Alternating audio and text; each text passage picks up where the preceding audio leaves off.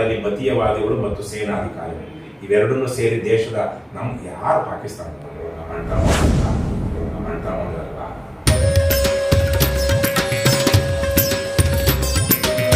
Pakistan war ನಡೀತಾ ಇದೆ. ಈಗ ಮೋದಿ ಅವ್ರ ಬಗ್ಗೆ ಅಭಿಪ್ರಾಯ, ಅವ್ರು ನಡೆಸ್ತಾ ಇರ್ತಕ್ಕಂಥ ರಾಜಕೀಯ ಆಗ್ಬೋದು, ನೀವು ರಾಜಕೀಯದವರು ಒಳಗಡೆ ಎಲ್ಲ ಇರುತ್ತೆ ಅದು ಬೇರೆ, ಬಟ್ ಅಟ್ಲೀಸ್ಟ್ ಆಡಳಿತದ ಬಗ್ಗೆ ಏನು ಅನ್ಸುತ್ತೆ ನಿಮಗೆ? ಮೋದಿ ಒಂದು ರೀತಿಯಲ್ಲಿ ಬ್ರಹ್ಮನಿರಸನ, ನನಗಲ್ಲ, ಅವ್ರ ಬೆಂಬಲಿಗರಿಗೆ 2014ರಲ್ಲಿ ಅವತ್ತಿಗೆ ಇನ್ನು ಭ್ರಷ್ಟಾಚಾರದ ವಿರುದ್ಧ ಒಂದು ದೊಡ್ಡ ಸಂಚಲನ ಆಗಿ ಅದರ ದೊಡ್ಡ ಫಲಾನುಭವಿ ನರೇಂದ್ರ ಮೋದಿ ಚೆನ್ನಾಗಿ ಬಳಸ್ಕೊಂಡ್ರು. ಆದರೆ ಅವರು ನಿಜಕ್ಕೂ ಯಾವ ರೀತಿ ಮಾಡ್ತಾ ಬಂದಿದ್ದಾರೆ ಅಂದರೆ, ಭ್ರಷ್ಟಾಚಾರದ ಬಗ್ಗೆ ಇನ್ನು ಯಡಿಯೂರಪ್ಪನ ಜೊತೆಗೆ ಇಟ್ಕೊಂಡು, ವಿಜೇಂದ್ರನ ಜೊತೆಗೆ ಇಟ್ಕೊಂಡು, ಇನ್ಯಾವುದೋ ಬೇರೆ ಬೇರೆ ರಾಜ್ಯಗಳಲ್ಲಿರೋ ಭ್ರಷ್ಟನ ಜೊತೆಗೆ ಇಟ್ಕೊಂಡು ಏನು ಭ್ರಷ್ಟಾಚಾರದ ವಿರುದ್ಧ ಮಾತಾಡ್ತಾರೆ. ನಾ ಕಾವುಂಗ ನಾ ಖಾನೆದುಂಗ, ಏನನ್ನ ದನದ ಮಾಂಸವನ್ನ, ಭ್ರಷ್ಟಾಚಾರವನ್ನಲ್ಲ. ಹಾಗಾಗಿ ಮೋದಿ ಹಲವಾರು ಸಂದರ್ಭಗಳಲ್ಲಿ ದೇಶದ ಜನರಿಗೆ ಏನು ಕೊಡಬೇಕಾದ ನ್ಯಾಯ ಕೊಟ್ಟಿಲ್ಲ. ಆದರೆ ನನಗೆ ಗೊತ್ತಿರೋ, ನಾನು ನೋಡಿದಾಗೆ ಇಂದಿರಾ ಗಾಂಧಿಯ ನಂತರ ದೇಶ ಕಂಡಂತಹ ಅತ್ಯಂತ ಶಕ್ತಿಶಾಲಿ, ಒಂದು ಕಡೆ ಕೇಂದ್ರೀಕೃತವಾದಂತಹ ಶಕ್ತಿ ಇದ್ದಂತಹ ವ್ಯಕ್ತಿ ನರೇಂದ್ರ ಮೋದಿ. ಅವರು ಸರಿಯಾಗಿ ಚಾನಲೈಸ್ ಮಾಡಲಿಲ್ಲ. ಅವರು ಒಳ್ಳೆ ವಿಚಾರಗಳನ್ನ ಅವರ ಪಕ್ಷದ ಕಾರ್ಯಕರ್ತರಿಗೆ, ಬೇರೆಯವರೆಲ್ಲ ಅವರ ಭಕ್ತರು ಅಂತ ಅವ್ರು ಅನ್ನೋದು, ಕಾರ್ಯಕರ್ತರನ್ನ ಅವರ ಹಿಂಬಾಲಕರನ್ನ ಭಕ್ತರು ಅಂತ ಅನ್ನೋದು ಕರೆಕ್ಟ್ ಆಗ್ತದೆ. ಅವ್ರ ಭಕ್ತರಿಗೆ ತಿಳಿ ಹೇಳಿಲ್ಲ, ನೀವು ನನ್ನ ದೇಶ, ಭಾರತ ದೇಶ, ಗಾಂಧಿಯ ದೇಶ. ಅವರು ಗಾಂಧಿಗೆ ಎಲ್ಲೋದ್ರೂ ಅವರು ನಮಸ್ಕಾರ ಮಾಡ್ತಾರಲ್ಲ, ಅವರು ಗಾಂಧಿ ಗುಜರಾತಿ ಅಂತೇಳಿ ಬೇರೆ ಕಡೆ ಹೋದಾಗೆಲ್ಲ ಗಾಂಧಿ ಪ್ರತಿಮೆ ಅನಾವರಣ ಮಾಡ್ತಾರೆ. ಇದು ಗಾಂಧಿಯ ದೇಶ, ಇದು ಬುದ್ಧನ ದೇಶ, ಇದು ಇನ್ಯಾವುದೋ ದೊಡ್ಡ ದೊಡ್ಡ ರಾಮನ ದೇಶ. ಹಾಗಾಗಿ ಸತ್ಯ, ನ್ಯಾಯ, ಅಹಿಂಸೆ ಇದನ್ನ ಆಯುವಾಗಿ ಇಟ್ಕೊಂಡು ನೀವು ನ್ಯಾಯವಾಗಿ ಬದುಕಿ ಅಂತ ಯಾವತ್ತು ಹೇಳಿದ್ದಾರೆ? ಬರೀ ವಿರೋಧ ಪಕ್ಷಗಳ ಮೇಲೆ, ಅವ್ರ ಮೇಲೆ ಬೈಯೋದು, ಇಡೀ ದಾಳಿ ಮಾಡಿಸೋದು ಇಂಥದ್ದು ಮಾಡಿದ್ದಾರೆ. ಅವ್ರ ಪಕ್ಷದಲ್ಲಿರೋರಿಗೆ ಒಂದು ಸಂಯಮವನ್ನ, ಒಂದು ಸಂಸ್ಕಾರವನ್ನ ಬೋಧನೆ ಮಾಡಿಲ್ಲ ನರೇಂದ್ರ ಮೋದಿ ಅವರು. ಬಹಳ ದೊಡ್ಡ ಅವಕಾಶ ಇತ್ತು ನರೇಂದ್ರ ಮೋದಿ ಅವರು. 2019ರಲ್ಲಂತೂ ಇನ್ನೂ ದೊಡ್ಡದಾಗಿ ಗಮನಿಸಿದ್ರು ಜನ, 14ಕ್ಕಿಂತ. 24ರಲ್ಲಿ ಬಹುಮತನೇ ಬರಲಿಲ್ವೇ ಅಲ್ವಾ? ಕಷ್ಟಪಡಿ ಬೇರೆಯವರ ಬೆಂಬಲದಿಂದ 2 ಸಲಕ್ಕೆ ಅವ್ರಿಗೆ ಸಿಗೋದೇ ಇಲ್ಲ ಬಹುಮತ ಅಂದಾಗ ಬಹುಮತ ಕೊಟ್ಟಿದ್ರು ಜನ. 3ನೇ ಸಲಕ್ಕೆ ಬಿಜೆಪಿಯವರೇ ಓಟ್ ಕೊಡ್ಲಿಲ್ಲ ಅವರಿಗೆ. ಹಾಗಾಗಿ ನರೇಂದ್ರ ಮೋದಿ ಅವರಿಗೆ ಬಹಳ ದೊಡ್ಡ ಅವಕಾಶ ಇತ್ತು, ಕಳ್ಕೊಂಡ್ರು. ಅವರೊಬ್ಬ ಏನೋ ಒಂದು ರೀತಿಯಲ್ಲಿ ದೀರ್ಘಾವಧಿ ಪ್ರಧಾನಮಂತ್ರಿ ಆದವರು ನೆಹರು ಇಂದಿರಾ ಬಿಟ್ರೆ ಮೋದಿ ಅವರಷ್ಟೇ. ಆದರೆ ಭಾರತ ಬಹಳ ಶ್ರೀಮಂತವಾಗಿದ್ದಾಗ ಪ್ರಧಾನಮಂತ್ರಿ ಆದಂತಹ ಅದೃಷ್ಟಶಾಲಿ ನರೇಂದ್ರ ಮೋದಿ ಅವರು. ನನಗೆ ಅವ್ರಿಗಿದ್ದಂಥ ಅವಕಾಶವನ್ನು ನಾವು ಸರಿಯಾಗಿ ಬಳಸ್ಕೊಳ್ಳಿಲ್ಲ. ದೇಶವನ್ನ ಬೇರೆ ಇನ್ನೇನೋ ರೀತಿಯಲ್ಲಿ ಕಟ್ಬೋದಿತ್ತು, ಕಟ್ಟಲಿಲ್ಲ. ಅವ್ರದೇ ಆದಂತಹ ಕೆಲವೊಂದು ಏನಂತಾರೆ ವೀಕ್ನೆಸ್ಗಳು, ದೌರ್ಬಲ್ಯಗಳು, ತುಂಬ ವಿಶಾಲವಾದ ದೃಷ್ಟಿ ಇಲ್ಲ. ಮತ್ತೆ ದೇಶ ಅಂದ್ರೆ ಏನು ಅವರೆಲ್ಲ ಏನು ಕಲ್ಪನೆಗಳಿದೆ. ದೇಶ ಅಂದ್ರೆ ಅಲ್ಲಿಯ ಜನರ ಒಂದು ಸಂಸ್ಕಾರ, ಅವ್ರು ಬದುಕುವಂತಹ ರೀತಿ, ಅವರ ನ್ಯಾಯ ಪ್ರಜ್ಞೆ, ಇವು ದೇಶ. ಮತ್ತೆ ಅವ್ರು ಎಷ್ಟು ಸ್ವಾವಲಂಬಿಗಳಾಗಿರ್ತಾರೆ ಅನ್ನುವಂಥದ್ದು. ಇದೆಲ್ಲ ಪೂರ್ತಿ ಹಣದಲ್ಲಿ ಮತ್ತೆ ಮತೀಯ ಭ್ರಾಂತಿಯಲ್ಲಿ ನೋಡುವಂಥದ್ದು. ಆ ಕಣ್ಣುಗಳಿಂದ ಒಂದು ದುಡ್ಡು ಶ್ರೀಮಂತಿಕೆ, ಇನ್ನೊಂದು ಮತಭ್ರಾಂತಿ, ಇವೆರಡರಿಂದ ನೋಡುವಂಥದ್ದು. ಇದರಿಂದ ಹೊರತಾಗಿ ಸಮಾಜವನ್ನು ನೋಡಬೇಕು. ಸುಮ್ಮನೆ ಹೆಸರುಗಷ್ಟೇ ವಸುದೈವ ಕುಟುಂಬಕಂ ಅನ್ನೋದು ಯಾವುದೂ ಇಲ್ಲ. ಹಾಗಾಗಿ ಅವರು ಒಂದು ರೀತಿಯಲ್ಲಿ ಮುಂದಕ್ಕೆ ಇತಿಹಾಸ ಏನು ಬರುತ್ತೋ ಗೊತ್ತಿಲ್ಲ. ಆದರೆ ಬಹಳ ಅದೃಷ್ಟಶಾಲಿ, ಬಹಳ ಅವಕಾಶ ಇತ್ತು ಅವರಿಗೆ ಮಾಡೋದಕ್ಕೆ. ನನಗೆ ಇವತ್ತಿಗೆ ಗಮನಿಸಿದಾಗೆ ಅವರು ಸರಿಯಾಗಿ ತಮಗೆ ಕೊಟ್ಟಿದ್ದಂತಹ, ತಮಗೆ ಏನೋ ಜನನೋ ದೇವರೋ ಯಾವುದೋ ಕೊಟ್ಟಿದ್ದಂಥ ಶಕ್ತಿಯನ್ನ ಸರಿಯಾಗಿ ಬಳಕೆ ಮಾಡ್ಕೊಳ್ಳಿಲ್ಲ. ಇವತ್ತು ಭಕ್ತರಿದ್ದಾರೆ, ಇಲ್ಲ ಅಂತಲ್ಲ. ಪಾಪ ಆ ಭಕ್ತರು ಆವಾಗ ನೋಡಿ, ಕದನ ವಿರಾಮ ಅಂತ ತಕ್ಷಣ ಭಕ್ತರೆಲ್ಲ ಪಾಪ ತಿಕ್ಕಲುಗಳಾಗ್ಬಿಟ್ರು. ಹೋಗ್ಬಿಡ್ಬೇಕು, ಬಾಳಬೇಕಾಗಿತ್ತು, ಹೊಡೆದ್ಬಿಡ್ಬೇಕಾಗಿತ್ತು ಅಂತಾರೆ. ಆದ್ರೆ ಪಾಪ ಅವರು ದೇವರು ಬೇರೆ. ಈಗ ಕದನ ವಿರಾಮ ಇವ್ರು ಘೋಷಣೆ ಮಾಡಿಲ್ಲ, ಅವ್ನು ಟ್ರಂಪ್ ಘೋಷಣೆ ಮಾಡ್ಬಿಡ್ತಾರೆ. ಪಾಪ ಇದು ಗೊತ್ತಾಗ್ತಾ ಇಲ್ಲ ಅವರಿಗೆ ಭಕ್ತರಿಗೆ. ಈಗ ಅದೇಂಗೆ ನಮ್ಮ ಕದನ ವಿರಾಮವನ್ನ ನಮ್ಮ ಮೋದಿ ಫ್ರೆಂಡ್ ಘೋಷಣೆ ಮಾಡ್ಬಿಟ್ನಲ್ಲ ಅಂತ ಗಲಿಬಿಲಿ ಆಗ್ಬಿಟ್ಟಿದ್ದಾರೆ. ಇವೆಲ್ಲ ರಾಜಕಾರಣ ಬಹಳ ವಿಚಿತ್ರವಾದದ್ದು. ಒಂದು ದೇಶ, ಯುದ್ಧ, ಇವೆಲ್ಲ ಸಂಕೀರ್ಣವಾದದ್ದು. ಆದರೆ ನರೇಂದ್ರ ಮೋದಿ ಅವರಿಗೆ ಚಾರಿತ್ರಿಕವಾದ ಅವಕಾಶ, ಭಾರತದ ಯಾವ ಪ್ರಧಾನಿಯೂ ಇಲ್ಲದಂತ ಅದೃಷ್ಟ ಮತ್ತು ಅವಕಾಶ ನರೇಂದ್ರ ಮೋದಿ ಅವರಿಗಿತ್ತು. ಆದರೆ ಅವ್ರು ಏನು ಮಾಡಿದ್ರು, ದೇಶವನ್ನು ಹೇಗೆ ಕಟ್ಟಿದ್ರು, ದೇಶದ ಮೇಲೆ ಅವ್ರ ಪ್ರಭಾವ ಏನು ಅನ್ನೋದನ್ನ ಇನ್ನೊಂದು 10-20 ವರ್ಷ ಆದ್ಮೇಲೆ ಗಮನಿಸುತ್ತೆ. ಏನು ದೇಶ ಇವತ್ತಿಗೆ ಎಷ್ಟೋ ಸಂದರ್ಭದಲ್ಲಿ ನಾವು ಆಬ್ಜೆಕ್ಟಿವ್ ಆಗಿ ಅನಲೈಸ್ ಮಾಡೋಕ್ಕಾಗಲ್ಲ. ಯಾಕಂದ್ರೆ ಪರಿಣಾಮಗಳು, ದೂರಗಾಮಿ ಪರಿಣಾಮಗಳು ಏನೇನು ಇರ್ತಾವಲ್ಲ, ಬಹಳ ಚೆನ್ನಾಗಿ ದೇಶದ ಜನರನ್ನ ಬಹಳ, ಬಹುಶಃ ನೆಹರು ಬಿಟ್ಟ ಮೇಲೆ ಅಥವಾ ಇಂದಿರಾ ಗಾಂಧಿಗೆ ಪ್ರಭಾವ ಒಂದು ರೀತಿಯಲ್ಲಿ ಶಕ್ತಿ ಜಾಸ್ತಿ ಇತ್ತು. ಆದರೆ ನೆಹರುಗೆ ಒಂದಷ್ಟು ಇತ್ತು. ಅದಕ್ಕಾಗಿನೇ ಅವರು ದೇಶದಲ್ಲಿ ಪ್ರಜಾಪ್ರಭುತ್ವ ಇನ್ನು ಒಳ್ಳೆಯ ರೀತಿಯಲ್ಲಿ ಬಲಗೊಳ್ಳುವ ಹಾಗೆ ಮಾಡೋದಕ್ಕೆ ಸಾಧ್ಯ ಆಗಿತ್ತು. ಇಲ್ಲ ಅಂದ್ರೆ ಇಂದಿರಾ ಗಾಂಧಿ ನೆಹರು ಮಗಳು ಬಂದು ಎಮರ್ಜೆನ್ಸಿ ಸೇರಿದಾಗ ಈ ದೇಶಕ್ಕೆ ಎಮರ್ಜೆನ್ಸಿ ತಪ್ಪಿಸ್ಕೊಳಕ್ ಆಗ್ತಾ ಇರಲಿಲ್ಲ. ನೆಹರು ತರದವರು ಭದ್ರವಾದ ಬುನಾದಿ ಹಾಕಲಿಲ್ಲ. ಅಂದ್ರೆ ನೆಹರು ಮತ್ತು ನೆಹರು ಸಂಗಾತಿಗಳು ಇಂದಿರಾ ಗಾಂಧಿ ಹಾಕಿದಂತ ಎಮರ್ಜೆನ್ಸಿಯನ್ನ ಕಿತ್ತೊಗೆಯೋದಕ್ಕೆ ಸಾಧ್ಯ ಆಗಿತ್ತು. ಹಾಗಾಗಿ ಆದ್ರೆ ಅವರೆಲ್ಲರಿಗಿಂತ ಹೆಚ್ಚಿನ ಅವಕಾಶ ನರೇಂದ್ರ ಮೋದಿ ಅವರಿಗಿತ್ತು. ನನಗಂತ ಕರ್ನಾಟಕದ ಬಿಜೆಪಿ ನೋಡಿದ ಮೇಲೆ ನರೇಂದ್ರ ಮೋದಿ ಅವ್ರ ಬಗ್ಗೆ ಏನು ಗೌರವ ಇಟ್ಕೊಳ್ಬೇಕು ಅಂತ ಅನ್ಸುತ್ತಾ ನಿಮ್ಗೆ ಏನಾದ್ರು ಅನ್ಸುತ್ತಾ? ಇದು ಬಿಟ್ಟು ಓವರ್ ಈಗ ಇರೋರು ಇಬ್ಬರಲ್ಲಿ ಯಾಕೆ ಬೆಸ್ಟ್ ಅನ್ನೋದನ್ನ ಅದೇ ಆಗ್ಬೇಕು. ಒಳ್ಳೆ ಬೆಸ್ಟ್ ತಗೋಬೋದಲ್ವಾ? ಏನು ಲೆಸರ್ ಆಫ್ 2 evils ಅನ್ನೋದು ಹೇಳ್ತಾ ಇರೋದು ಇರೋ ಇಬ್ರಲ್ಲ ಅಲ್ವಾ? ಯಾಕೆ ಬೇಕು? ನಮ್ಗೆ ಅವಕಾಶಗಳಿದೆ ಬೇರೆ ರೀತಿಯಲ್ಲಿ ಕಟ್ಕೊಳ್ಳೋದಕ್ಕೆ. ವ್ಯವಸ್ಥೆ ವ್ಯಕ್ತಿಗಳ ಮೇಲೆ ಆಧಾರಿತವಾದ್ರೆ ನಾವು ಹೋದ್ವಿ. ಅವರು ರೂಲ್ಸ್ ಫಾಲೋ ಮಾಡಬೇಕು. ಇವಾಗ ಇಷ್ಟು ದಿವಸಗಳ ಕಾಲ ಏನೇನೋ ಇರಲಿ ಸಮಸ್ಯೆಗಳಿರಲಿ, ಅಮೆರಿಕ ಅವರು ತುಂಬಾ ಸುದೀರ್ಘ ಕಾಲ ಯಶಸ್ವಿ ಪ್ರಜಾಪ್ರಭುತ್ವ ನಡ್ಕೊಂಡು ಬಂದಿರುವಂತ ದೇಶಗಳಲ್ಲಿ ಅಮೆರಿಕ ಮುಂಚೂಣಿಯಲ್ಲಿದೆ ಅಲ್ವಾ? ಅದಕ್ಕೆ ಕಾರಣ ಅವರು ರೂಲ್ ಬೇಸ್ಡ್ ಆಗಿ ಎಲ್ಲಾ ಅಧ್ಯಕ್ಷರುಗಳು ನಡ್ಕೊಂಡಿದ್ದು. ಇವತ್ತು ಆ ರೂಲ್ಸ್ ನ ಕೇರ್ ಮಾಡದಿರುವಂತ ಅಧ್ಯಕ್ಷ ಬಂದಿದ್ದಾರೆ. ಏನಾಗುತ್ತೋ ಗೊತ್ತಿಲ್ಲ. ಆದ್ರೆ ಹಾಗಾಗಿ ಅಮೆರಿಕ ಗ್ರೇಟ್ ಆಗಿದ್ದೇನೆ, ಅಲ್ಲಿ ಒಂದು ರೂಲ್ ಆಫ್ ಲಾ ಇದೆ ಅನ್ನೋ ಕಾರಣಕ್ಕಾಗಿ ಈಗ ಅದು ಹೋಯ್ತು ಅಂದ್ರೆ ಹೋಯ್ತು, ಎಲ್ಲ ಕಳ್ಕೊಂಡಾಗೆ. ಹಾಗಾಗಿ ನರೇಂದ್ರ ಮೋದಿ ಅವರು ರೂಲ್ ಆಫ್ ಲಾನ ಎಸ್ಟಾಬ್ಲಿಷ್ ಮಾಡಬೇಕಾಗಿತ್ತು. ಅವರು ಮಾಡಿಲ್ಲ ದೇಶಾದ್ಯಂತ. ಇವಾಗ ಹೋಗಿ ನೋಡಿ, ಅದು ತುಂಬಾ ವಿಚಿತ್ರ. ಎಲ್ಲ ನಾವು ಮಾತಾಡಬಾರ್ದು. ಇದು ಯುದ್ಧದ ಸಮಯ, ಜನ ಇದರಲ್ಲಿರ್ತಾರೆ. ಎಲ್ಲೋ ಈಗ ಸೌದಿ ಅರೇಬಿಯಾ ಹೋಗಿದ್ರು, ಬಂದ್ರು, ಅಲ್ಲೇನೋ ಇಲ್ಲಿ ಪಹಲ್ಗಾಮ್ ಗಲಾಟೆ, ಇದು ದುರಂತ ಕಂಬೋಲೆ ಆಯ್ತು, ಭಯೋತ್ಪಾದಕರು, ನೀಚರು, ಉಗ್ರರು, ಹಿಂಸಾ ವಿನೋದಿಗಳು ಕೊಂದಾಕಿದ್ರು. ಪಾಪ ತುಂಬಾ ದುರಂತ. ಅದು ಯಾವುದೇ ಮನುಷ್ಯತ್ವ ಇಲ್ಲದಿರುವಂತಹ ರಾಕ್ಷಸಿ ಮೃಗತ್ವದ ಮನಸ್ಥಿತಿ ಅವರು. ಯುದ್ಧ ಅಥವಾ ನಮ್ಮ ಪ್ರಜಾಪ್ರಭುತ್ವದಲ್ಲಿ ಗಾಂಧಿಗಿಂತ ದೊಡ್ಡ ಆದರ್ಶ ನಿಮ್ಗೆ ಇಲ್ಲವೇ ಇಲ್ಲ. ಗಾಂಧಿ ಆದರ್ಶವನ್ನ ಬಿಟ್ಟು ಪ್ರಜಾಪ್ರಭುತ್ವದಲ್ಲಿ ನೀವು ಏನು ಇದಿಟ್ಕೊಂಡಿದ್ದೀರಾ, ಗನ್ ಇಟ್ಕೊಂಡಿದ್ದೀರಾ ಅಂದ್ರೆ ನೀವು ಮೃಗಗಳ ಸಮಾನ ನನ್ನ ಪ್ರಕಾರ. ಯಾವುದೇ ಜಾತಿ ಕುಲ ಮತ ಪ್ರಜಾಪ್ರಭುತ್ವ ಇಲ್ಲದ ಸಂದರ್ಭದಲ್ಲೇ ಗಾಂಧಿ ಅಹಿಂಸಾತ್ಮಕವಾಗಿ ಹೋರಾಟ ಮಾಡೋದು. ಪ್ರಜಾಪ್ರಭುತ್ವದಲ್ಲಿ ಜನಕ್ಕೆ ಇಷ್ಟ ಇದ್ರೆ ನಿಮ್ಮನ್ನು ಬೆಂಬಲಿಸ್ತಾರೆ. ಜನ ಕೆಡಬೇಕು, ಇಲ್ಲ ನಾವು ಇನ್ಯಾವುದೋ ಒಬ್ರು ಒತ್ತಾಗಿರ್ಬೇಕಾದ್ರೆ ಇರ್ತಾರೆ, ಅಲ್ಲಿ ಎದ್ದು ಬರಲಿ ಇವತ್ತಲ್ಲ ನಾಳೆ ಅಲ್ಲಿ. ಆ ತರದ ಹೋರಾಟಗಳನ್ನ ಕಟ್ಟಬೇಕು, ಆ ತರ ಮಾಡಿದ್ರು. ಆದ್ರೆ ನರೇಂದ್ರ ಮೋದಿ ಅವರು ಬಂದ ತಕ್ಷಣ ಏನ್ ಮಾಡಿದ್ರು? ಬಿಹಾರ್ಗೆ ಹೋಗ್ಬಿಟ್ರು, ಚುನಾವಣಾ ಪ್ರಚಾರದ ತೊಗೊಂಡ್ಬಿಟ್ರು ಒಂದು ರೀತಿನಲ್ಲಿ. ಅಂದ್ರೆ ಇದ್ರಲ್ಲೂ ಸ್ವಲ್ಪ ಈ ಸಲ ಆಕ್ಚುಲಿ ಬಹಳ ಚೆನ್ನಾಗಿ ನಿಭಾಯಿಸಿದ್ದಾರೆ. ಆ ತರ 8 ಗಂಟೆಗೆ ಬಂದು ಭಾಷಣ ಮಾಡಲಿಲ್ಲ, 8 PM ಇದಿರ್ಲಿಲ್ಲ. ಪಾಪ ಎಲ್ಲ ಸೈನ್ಯದವರೇನೆ ಒಂದಷ್ಟು ಅಪ್ಡೇಟ್ಸ್ ಕೊಡೋದಕ್ಕೆ ಬಿಟ್ರು. ಒಂದಷ್ಟು ವಿಚಾರಗಳಲ್ಲಿ ಚೆನ್ನಾಗಿ ನಡೆದಿದೆ. ಆದ್ರೆ ಇನ್ನೂ ಏನೇನೋ ಆಗಿದೆ ನಮ್ಗೆ ಗೊತ್ತಿಲ್ಲ. ಈಗ ಕೆಲವೊಂದು ಬೇರೆ ಬೇರೆ ಇದು ನೋಡ್ತಾ ಇದ್ದೆ.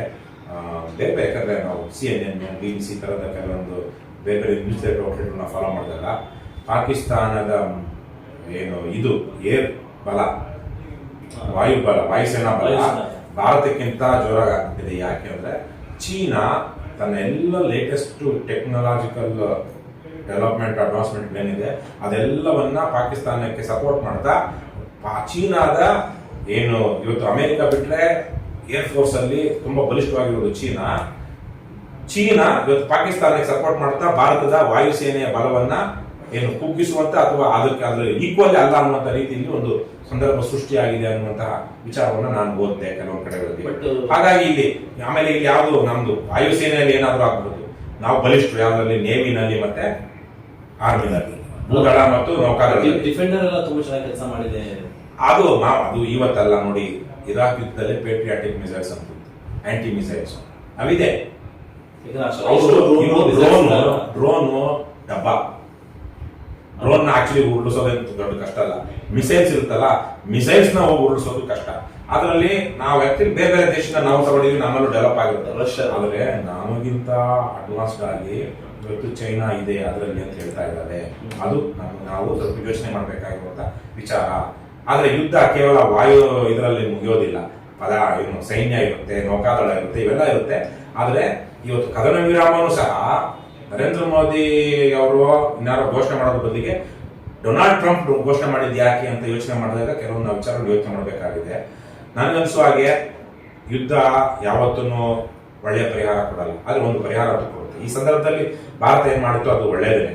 ಆಮೇಲೆ ನನಗನ್ಸಿದಂಗೆ ಇಟ್ಸ್ ಎ ಫೇಲ್ಡ್ ಸ್ಟೇಟ್ ಯಾವುದು ಪಾಕಿಸ್ತಾನದಲ್ಲಿ ಮತೀಯವಾದಿಗಳು ಮತ್ತು ಸೇನಾಧಿಕಾರಿಗಳು ಇವೆರಡನ್ನೂ ಸೇರಿ ದೇಶದ ಯಾರು ಪಾಕಿಸ್ತಾನದವರು, ನಮ್ಮ ಅಣ್ಣ ತಮ್ಮಂದಿರಲ್ವಾ, ಗುಜರಾತ್ನಿಂದ, ರಾಜಸ್ಥಾನದಿಂದ, ಉತ್ತರ ಪ್ರದೇಶದಿಂದ, ಪಂಜಾಬಿಂದ, ಕಾಶ್ಮೀರದಿಂದ ಆ ಕಡೆ ಜಾಸ್ತಿ ಜನ ಹೋದವರು.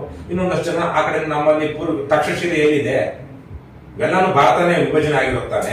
ಹಾಗಾಗಿ ನಮ್ ಯಾವ ಒಂದು 2000 ವರ್ಷಗಳ ಹಿಂದೆ ನಮ್ಮ ಪೂರ್ವಿಕ, ಇವತ್ತಿರೋ ಪಾಕಿಸ್ತಾನದಲ್ಲಿ ಯಾವನ ಪೂರ್ವಿಕ ಒಬ್ಬನೇ ಇದ್ದ. ನಾವೆಲ್ಲ ಬೇರೆ ಬೇರೆ ಆಗಿದ್ದೀವಿ ಅಷ್ಟೇ. ನೀವೆಲ್ಲರೂ ನಮ್ಮ DNA ಪತ್ತೆ ಹಚ್ಚಿ ಹೋಗ್ತಾ ಇದ್ರೆ ಒಂದು 60, 70, 80 ತಲೆಮಾರುಗಳ ಹಿಂದೆ ಇವತ್ತು ಪಾಕಿಸ್ತಾನದಲ್ಲಿರೋರು ನಮ್ಮ ದಯಾದಿಗಳಾಗ್ತದೆ. ಆ ಭಾಷೆ ಯಾವ ಭಾಷೆ ಮಾತಾಡ್ತಿದ್ದಾರೆ? ಸಿಂಧಿ ಮಾತಾಡ್ತಾ ಇದ್ದಾರೆ ಕರಾಚಿಲಿ. ಲಾಹೋರಲ್ಲಿ ಏನ್ ಮಾತಾಡ್ತಾ ಇದ್ದಾರೆ? ಪಂಜಾಬಿ ಮಾತಾಡ್ತಾ ಇದ್ದಾರೆ. ಇಸ್ಲಾಮಾಬಾದ್ ಅಲ್ಲಿ ಸಿಂಧಿ ಮಾತಾಡ್ತಾ ಇದ್ದಾರೆ. ಸಿಂಧು ನದಿ, ಸಿಂಧಿ, ಪಂಜಾಬಿ ಎರಡೇ ಮುಖ್ಯವಾದ ಭಾಷೆಗಳು. ಉರ್ದು ಸುಮ್ಮನೆ ಇಟ್ಕೊಂಡಿದ್ದಾರೆ ಅಷ್ಟೇ. ಉರ್ದು ಕಾಶ್ಮೀರದಲ್ಲೂ ಅಷ್ಟೇ. ಉರ್ದು ಸುಮ್ಮನೆ ಕಮ್ಯುನಿಕೇಶನ್ ಮಾತಾಡೋದು ಕಾಶ್ಮೀರಿ. ನಾನು ಕಾಶ್ಮೀರ ಕೆಲಸ ಹೋಗಿ ಬಂದಿದ್ದೀನಿ. ಇದೇ ಏನು ಕಾಶ್ಮೀರ ಹೋದ ವರ್ಷ ಇದೇ ಟೈಮಲ್ಲಿ ಮೇ ತಿಂಗಳಲ್ಲಿ ಇದ್ದೆ ನಾನು ಕಾಶ್ಮೀರದಲ್ಲಿ. ನಮ್ಮ ಕುಟುಂಬ ಎಲ್ಲ ಹೋಗಿದ್ವಿ. ಕಾಶ್ಮೀರಿ ಭಾಷೆ ಮಾತಾಡ್ತಾರೆ ಅವರು. ಮುಸಲ್ಮಾನರು ಕಾಶ್ಮೀರಿ ಭಾಷೆ ಮಾತಾಡ್ತಾರೆ ಆಸ್ಪಾಸ್ಗೆ ಪರಸ್ಪರ. ಆದ್ರೆ ಆಡಳಿತ ಭಾಷೆಯಾಗಿ ಅದ್ಯಾವುದೋ ಕಾರಣದಿಂದಾಗಿ ಉರ್ದು ಇಟ್ಕೊಂಡಿದ್ದಾರೆ, ಮತೀಯ ಕಾರಣಕ್ಕಾಗಿ. ಅದೊಂದು ಒಳ್ಳೆ ಕಾರಣ ಅಲ್ಲ. ಹಾಗಾಗಿ ನನ್ನ ಪ್ರಕಾರ ಕಾಶ್ಮೀರಿ ಅಧಿಕೃತ ಭಾಷೆ ಮಾಡಬೇಕು. ಡೋಗ್ರಿ ಇದೆ ಜಮ್ಮುನಲ್ಲಿ, ಅದನ್ನು ಅಧಿಕೃತ ಭಾಷೆ ಮಾಡಬೇಕು. ಅಲ್ಲಿ ಉರ್ದು ರಾಜ್ಯ ಭಾಷೆ ಇಟ್ಕೊಂಡಿದ್ದಾರೆ ಬೇರೆ ಬೇರೆ ಕಾರಣಕ್ಕೆ. ಅದೇ ಈಗ ಕೆಲವೊಂದು ಎಮೋಷನಲ್ ಸೆಂಟಿಮೆಂಟ್ ಅಥವಾ ಬೇರೆ ಬೇರೆ ಕಾರಣಕ್ಕಾಗಿ ಅದು ನಾನು ಹೇಳ್ತಿರೋದು. ಹಾಗಾಗಿ ಯುದ್ಧ ಬಹಳ ಸಂಕೀರ್ಣವಾದದ್ದು. ಅಲ್ಲಂತೂ ಇಟ್ಸ್ ಎ ಫೇಲ್ಡ್ ಸ್ಟೇಟ್. ಜನ ಬಹಳ ನರಳುತ್ತಾ ಇದ್ದಾರೆ. ಹೆಣ್ಣು ಮಕ್ಕಳಂತೂ ಸಿಕ್ಕಾಪಟ್ಟೆ ಏನು ದೌರ್ಜನ್ಯ ನಡೀತಾ ಇದೆ ಪಾಕಿಸ್ತಾನದಲ್ಲಿ. ಯಾಕಂದ್ರೆ ಸರಿಯಾದ ಎಜುಕೇಶನ್ ಇಲ್ಲ, ಮತೀಯವಾದ ಕಾರಣದಿಂದಾಗಿ ಬಡತನ ಇದೆ. ಎಷ್ಟು ಅವರಿಗೆ 300 ರೂಪಾಯಿನ ಪೆಟ್ರೋಲ್ ನಮ್ಮ ಇದರಲ್ಲಿ, ನಮ್ಮ ಕನ್ವರ್ಷನ್ ರೇಟಲ್ಲಿ ಅಷ್ಟು ಈ ತರ ಹಣದುಬ್ಬರಾಗಿದೆ. ಹಾಗಾಗಿ ಸೈನ್ಯದವರು ಈ ಕೋಮುವಾದಿಗಳು ಸೇರ್ಕೊಂಡು ಯುದ್ಧ ಪದ್ಧ ಅನ್ಕೊಂಡು ಏನೋ ಮಾಡ್ತಾ ಇದ್ದಾರೆ. ಅವ್ರಿಗೇನಾಗಬೇಕಾಗಿದೆ? ಅವಕ್ಕೆ ಬದುಕು ಗೊತ್ತಿಲ್ಲ, ಬಾಳೋಕ್ ಗೊತ್ತಿಲ್ಲ. ಶ್ರೀಮಂತರು ಮಾತ್ರ ಚೆನ್ನಾಗಿದ್ದಾರೆ ಪಾಕಿಸ್ತಾನದಲ್ಲಿ, ಬಡವರು ಚೆನ್ನಾಗಿಲ್ಲ. ಹಾಗಾಗಿ ಪಾಕಿಸ್ತಾನಕ್ಕೆ ಒಂದು ರೀತಿಲಿ ಅಲ್ಲೇನಾದ್ರೂ ಹೇಗೆ ಇಂದಿರಾ ಗಾಂಧಿ ಅವರು ವಿಭಜನೆ ಮಾಡಿದ್ರು ಬಾಂಗ್ಲಾ ಪಾಕಿಸ್ತಾನ, ಆ ತರ ಈಸ್ಟ್ ಪಾಕಿಸ್ತಾನ, ಪಶ್ಚಿಮ ಪಾಕಿಸ್ತಾನ ಮತ್ತು ಪೂರ್ವ ಪಾಕಿಸ್ತಾನ ಅಂದ್ರೆ ಬಾಂಗ್ಲಾದೇಶ ಹೆಂಗಾಯ್ತು, ಆ ತರಕ್ಕೆ ಕೆಲವೊಂದು ಭಾಗಗಳನ್ನ ಒಡೆದು ನಮ್ಮದೇನಿದೆ ಆ ಒಂದಷ್ಟು ಭಾಗಗಳನ್ನ ಮತ್ತೆ ನಮ್ಮ ವಶಕ್ಕೆ ತಗೊಳ್ಳೋದ್ರಲ್ಲಿ ತಪ್ಪೇನಿಲ್ಲ ನನ್ನ ಪ್ರಕಾರ. POK ಪಾಕ್ ಆಕ್ಯುಪೈಡ್ ಕಾಶ್ಮೀರ ಏನಿದೆ ತಗೊಳ್ಳೋಕೆ, ಆದ್ರೆ ಅದು ಸುಲಭ ಅಲ್ಲ. ನಾವು ಹೇಳಿದಷ್ಟು ಸುಲಭ ಅಲ್ಲ. ತುಂಬಾ terrain is entirely different, difficult. ಆ ಒಂದು ಹಿಮಾಲಯಗಳ ಇದೆಯಲ್ವಾ, ಇಲ್ಲೆಲ್ಲ ನಾವು ಬಯಲಿಸಿ ಮೇಲೆ ಹೋದಂಗೆ ನಾವು ಇದನ್ನ ಏನಂತಾರೆ ಟ್ಯಾಂಕ್ಗಳನ್ನ ತಗೊಂಡು ಹೋಗಕ್ಕಲ್ಲ. ಟ್ಯಾಂಕರ್ ತುಂಬ ಕಷ್ಟದ ಜಾಗ, ಅದ್ರ ಜೊತೆಗೆ ಸ್ನೋ ಬೀಳುವಂಥದ್ದು, ಇವೆಲ್ಲನೂ ನಾವು ಹೇಳಿದಷ್ಟು ಸುಲಭ ಅಲ್ಲ. ಆದರೆ ಪಾಕಿಸ್ತಾನ ಅದಕ್ಕೆ ಅಲ್ಲಿ ಪ್ರಜಾಪ್ರಭುತ್ವ ಬರಬೇಕು, ಅದು ಸೆಕ್ಯುಲರ್ ದೇಶವಾಗಬೇಕು. ಭಾರತದ ರೀತಿಯಲ್ಲೇ ಪಾಕಿಸ್ತಾನ ಜಾತ್ಯತೀತ ದೇಶವಾಗಬೇಕು. ಆಧುನಿಕ ಶಿಕ್ಷಣ ಅಲ್ಲಿ ಎಲ್ಲ ಮಕ್ಕಳಿಗೂ ಸಿಗುವಂಗಾಗಬೇಕು. ಮತ್ತು ಅವರು ಒಂದು ಸೈನ್ಯದ ಬಲವನ್ನು ಕುಗ್ಗಿಸಿ ಸಂವಿಧಾನ, ಪಾಕಿಸ್ತಾನದ ಪಾಪ ಇಮ್ರಾನ್ ಖಾನ್ ತಗೊಂಡು ಜೈಲಲ್ಲಿ ಹಾಕ್ಬಿಟ್ಟಿದ್ದಾರೆ. ಇದ್ದುದ್ರಲ್ಲಿ ಸ್ವಲ್ಪ ಪ್ರೋಗ್ರೆಸಿವ್ ಮೈಂಡ್ ಇದ್ದಂತಹ, ಒಂದು ಒಳ್ಳೆಯ ಪಾಕಿಸ್ತಾನ ಕಟ್ಟುವುದ್ರ ಬಗ್ಗೆ ಗಮನ ಇದ್ದಂತಹ ವ್ಯಕ್ತಿ. ಇದೆಲ್ಲ ಯಾವ ನೋಡಿದ್ರು ಕರಪ್ಟ್, ಔಟ್ ರೈಟ್ ಕರಪ್ಟ್ ಪಾಕಿಸ್ತಾನದ ಮುಖಂಡರುಗಳು. ಸೊ ಹಾಗಾಗಿ ನಮಗಿಂತ ಪಾಪ ಕಷ್ಟದಲ್ಲಿದ್ದಾರೆ ಅವರು. ಅವ್ರಿಗೇನಾದ್ರು ಈ ಸಂದರ್ಭದಲ್ಲಿ ಆದ್ರೂ ಒಂದಷ್ಟು ಮಾಡಬೇಕಾಗಿತ್ತು. ಆದ್ರೂ ಕೊನೆಗೆ ನೆದ್ದಿರ್ಬೇಕಾಗಿರೋದು ಪಾಕಿಸ್ತಾನಿಗಳೇ, ಭಾರತೀಯರ ಮತ್ತೆ ಉಪ ಭಾರತೀಯರೇ. ಅವರು ಪಾಕಿಸ್ತಾನಿಗಳನ್ನೊಂದು 60-70 ವರ್ಷದಿಂದ. ಹಾಗಾಗಿ ಅದೇನಾದ್ರು ಆಗ್ಬೇಕಾಗಿತ್ತು, ಅದೇನೂ ಆಗಿಲ್ಲ. ಇವತ್ತೂ ಒಂದು ಗೊಂದಲ ನನಗನ್ಸೋ ಹಾಗೆ. ಇದು ಪಾಕಿಸ್ತಾನದವ್ರಿಗೆ ಮೇಲೆ ಬಾಂಬ್ ಹಾಕಿ ಅವ್ರ ಮೇಲೆ 10 ಬಾಂಬ್ ಹಾಕಿ ಒಂದು ಬಾಂಬ್ ಹಾಕಿದ್ರು ಹೆಚ್ಚಿನಷ್ಟು ನಮಗೆ ಆಗಬಾರ್ದು. ಹಾಗಾಗಿ ಹಾಕ್ಬಿಡ್ತೀವಿ, ಹೋಗ್ಬಿಡ್ತೀವಿ. ಏನೋ ನಾವು ದಕ್ಷಿಣ ಭಾರತದಲ್ಲಿರುವಂಥವ್ರು ಅಥವಾ ಸೇಫರ್ ಝೋನ್ ಅಲ್ಲಿ ಇರೋರು ಯುದ್ಧ ಆಗಿದ್ದ ಅನ್ಕೊಂಡು ಮೀಸೆತ್ತಿರುತ್ತಾರೆ. ಆದ್ರೆ ಗಡಿ ಭಾಗದಲ್ಲಿರೋ ಕಷ್ಟ ನೋಡ್ಬೇಕಲ್ವಾ. ಈಗ ಆಂಧ್ರದಲ್ಲಿ ಪಾಪ ಮೊನ್ನೆ ಒಬ್ಬ ಹೆಣ ಬಂತು, ಒಬ್ಬ ಸೈನಿಕನು ಹುತಾತ್ಮನು. ನಮ್ಮ ಯುದ್ಧ ಆಗಿದ್ರೆ ಸೈನಿಕ ಯುದ್ಧ ಆಗಿದ್ರೆ ನಮಗೂ 100 ಜನ ನಮ್ಮ ರಾಜ್ಯಕ್ಕೂ ಒಂದು ಬರ್ತಾ ಇತ್ತು ಸೈನ್ಯದ ಯುದ್ಧ ಸತ್ತಂತವ್ರು. ಹಾಗಾಗಿ ಯುದ್ಧ ಅಂತಿಮ ಆಯ್ಕೆ, ಆಮೇಲೆ ಅದು ಒಳ್ಳೆಯ ಆಯ್ಕೆನೂ ಅಲ್ಲ, ಅಂತಿಮ ಆಯ್ಕೆ ಅಷ್ಟೇ. ಅದರಿಂದ ಬೇರೆ ದಾರಿಗಳಿದ್ದೇ ಇದ್ದಾರೆ. ಈ ಸಂದರ್ಭದಲ್ಲಿ ಏನ್ ನಡೆದಿದೆ ಅದು ಓಕೆ, ಆದ್ರೆ ಇನ್ನೂ ಮುಂದಕ್ಕೆ ಗೊತ್ತಿಲ್ಲ. ಯಾಕಂದ್ರೆ ನಾನು ಗೊತ್ತಿಲ್ಲದೆ ಕೆಲವು ವಿಚಾರಗಳನ್ನ ಹೇಳ್ಬಾರ್ದು, ರಾಜತಾಂತ್ರಿಕ ತೊಂದರೆಗಳಿರುತ್ತೆ. ಆದ್ರೆ ನರೇಂದ್ರ ಮೋದಿ ಅವರ ಬಗ್ಗೆ ಒಂದು ನಾವು ನೋಡಿದಾಗ ಬಿಜೆಪಿಯಲ್ಲಿಯೇ ಒಂದಷ್ಟು ಇವಾಗ ಅಪಸ್ವರ ಇದ್ದಿದೆ. ಭಕ್ತರೇ ಮಾಡ್ಬಿಡ್ಬೇಕಿತ್ತು ಅಂತಾರೆ. ಆ ತರ ಯುದ್ಧೋನ್ಮಾದವನ್ನು ಯಾಕೆ ಸೃಷ್ಟಿ ಮಾಡಿದ್ದೀರ ನೀವು ಅಂತ ನನ್ನ ಪ್ರಶ್ನೆ. ಅದು ಯುದ್ಧೋನ್ಮಾದ ಪಾಕಿಸ್ತಾನ ಅಂತಲ್ಲ, ಮತೋನ್ಮಾದ. ಎಲ್ಲಾ ಮತಗಳು ಸುಧಾರಣೆ ಆಗಬೇಕು ನನ್ನ ಪ್ರಕಾರ.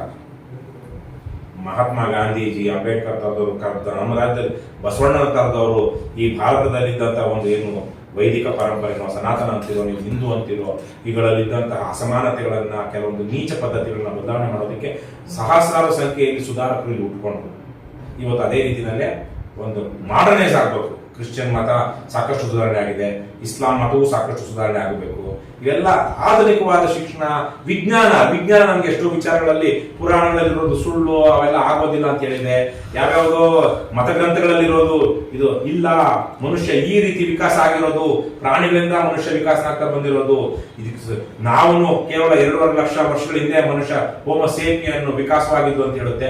ಅದನ್ನ ಬಿಟ್ಬಿಟ್ಟು ನಾವೇನೋ 7 ದಿವಸಕ್ಕೆ ಹುಟ್ಬಿಟ್ಟ, 8 ದಿವಸಕ್ಕೆ ಹುಟ್ಬಿಟ್ಟ, ಇನ್ನೊಂದು ಆಗ್ಬಿಟ್ಟ, ಅದಾಗ್ಬಿಟ್ಟು ಇದಾಗ್ಬಿಟ್ಟು ಏನೇನೋ ಹೇಳ್ಕೊಂಡು ಹುಚ್ಚಾಕ್ಬಿಟ್ಟಿವೆಲ್ಲ. ನನ್ನ ಪ್ರಕಾರ ಬದಲಾಗಬೇಕು. ಆದ್ರೆ ಮನುಷ್ಯರು ನಂಬಿಕೆ ಇರುತ್ತೆ, ನಂಬಿಕೆನ ಅವಹೇಳನ ಮಾಡಬಾರ್ದು.